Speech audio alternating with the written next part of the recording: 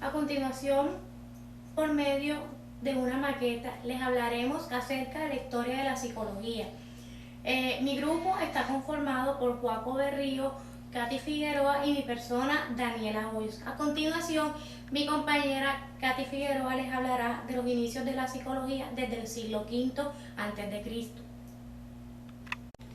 En el siglo V a.C., Platón y Aristóteles proponen la dualidad de la mente y cuerpo en la filosofía.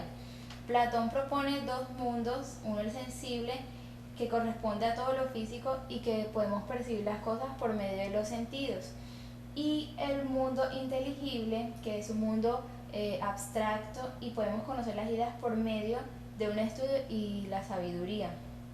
Aristóteles, en cambio, rechaza todas las ideas estas de Platón de que los mundos no pueden explicar las dos cosas al mismo tiempo, y dice que las cosas están formadas por materia y por forma y no pueden separarse. En el siglo X después de Cristo, Santo Tomás de Aquino se considera el principal representante de la filosofía y la teología escolástica. Dice que el ser humano está constituido por cuerpo y alma. En el siglo XVII, Descartes trata de aplicar los procedimientos racionales de la ciencia a la filosofía.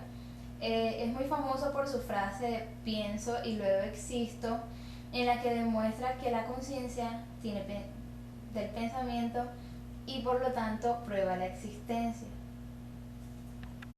Más tarde, en el siglo XIX, aparece Fechner y Weber con la psicofísica, que viene siendo una rama de la psicología que estudia la relación entre la magnitud del estímulo físico y la intensidad con que éste se es percibido por alguien que está viendo.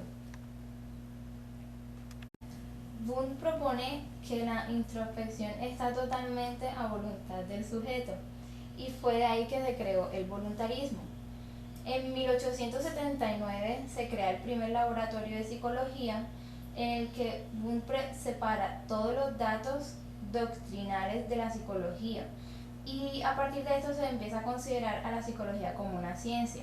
En esto se describe por primera vez el tiempo de reacción de la persona frente a un estímulo determinado. El estructuralismo lo impulsa Edward Titchener en Estados Unidos en 1896. Titchener, alumno de Wundt.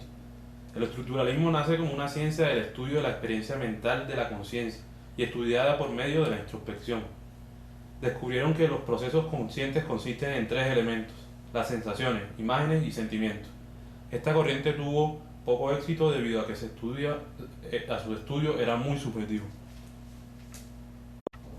El estructuralismo se centró en la estructura de la mente. El funcionalismo se basó en la función de la mente. Su interés particular es la interacción de los individuos con el entorno y la adaptabilidad de la mente.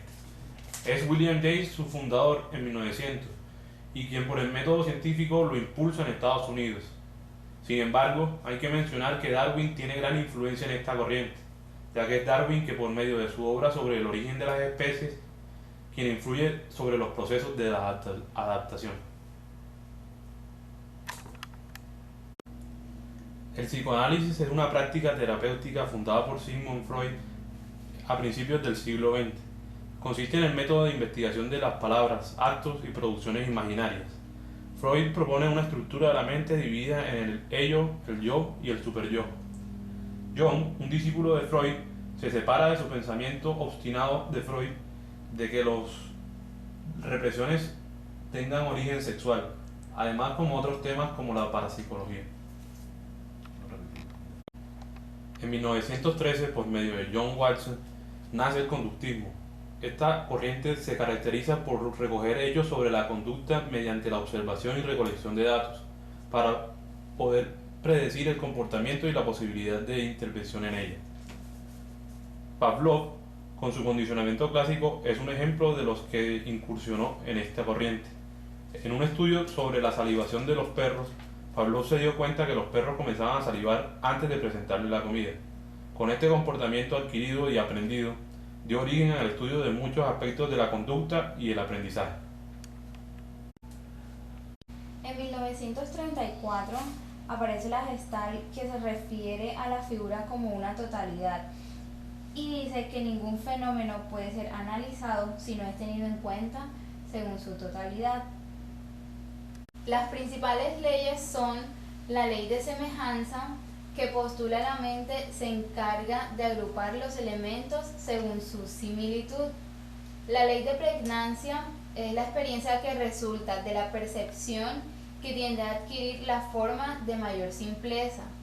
La ley de proximidad agrupa los elementos según la distancia, y la ley de cierre, que es cuando falta un elemento, la mente se encarga de añadirlos para poder tener una figura completa.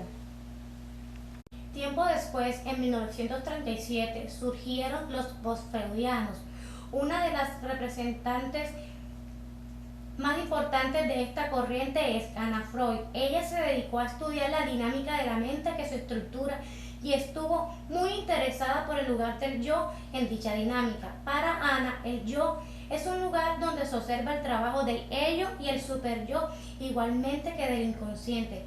Anna Freud postuló unos mecanismos de defensa, especialmente los que se desarrollan en la adolescencia. Estos son represión, regresión, formación reactiva, aislamiento, anulación o represión, proyección, introspección, vuelta contra sí mismo y transformación en la contraria. En 1938, Skinner propone el condicionamiento operante, el cual es una forma de aprendizaje en el que se fortalece o debilita una respuesta voluntaria según sus consecuencias favorables o desfavorables. Hay más probabilidades que las personas repitan las conductas que tienen consecuencias positivas que aquellas que tienen consecuencias negativas. Según Skinner, hay dos clases de reforzamiento: uno, reforzamientos primarios o intrínsecos, y dos, reforzamientos secundarios o extrínsecos. En 1943, Maslow propone la jerarquía de las necesidades humanas. Esta es una teoría sobre la motivación humana. Maslow afirma que según sus necesidades,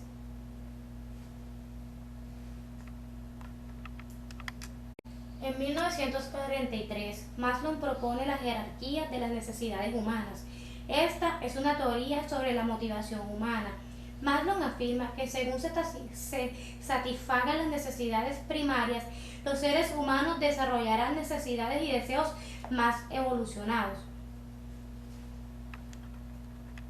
En 1951, Carl Rogers plantea una visión holística del ser humano y que el objetivo de la psicología humanista es comprender y mejorar la personalidad. Por otra parte, Rogers afirma que todas las personas poseen una capacidad potencial de crecimiento con el fin de desarrollar sus capacidades positivas y que los procesos motivacionales influyen directamente en el comportamiento. En 1967, Piaget empezó el estudio del desarrollo cognitivo desde la infancia hasta la adolescencia, donde descubrió las estructuras psicológicas que se desarrollan a partir de los reflejos innatos, los cuales se organizan como esquemas conductuales. En 1998, Seligman identificó las habilidades y recursos que las personas necesitan para equilibrar su vida y afirma que no son los mismos que se necesitan para desarrollar su bienestar y fortaleza. Además, por medio de estudios descubrió cuáles son las necesidades que se necesitan para el equilibrio de una persona. Con esto damos por concluido el recorrido histórico de la psicología. Muchas gracias.